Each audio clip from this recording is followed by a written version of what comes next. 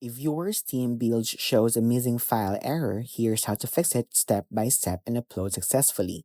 First, open your build folder and verify that all game files are present, including the main executable and dependencies. Check that no files are accidentally placed in subfolders or outside the build directory. Missing or misplaced files are the most common reason of these errors. Next, open your build script in Steam CMD and confirm the app ID, depot ID, and folder path are correct. Ensure the path points directly to the folder containing all game files. Also, remove any temporary or unnecessary files that might interfere with validation. Now, rerun the build upload in Steam CMD. After uploading, check Steamworks builds to confirm all files are included and the build passes validation. If the error persists, rebuild the game locally and verify all files exist, then re-upload. Contact Steam support only if the issue continues after these steps. That's how to fix a Steam build missing file errors.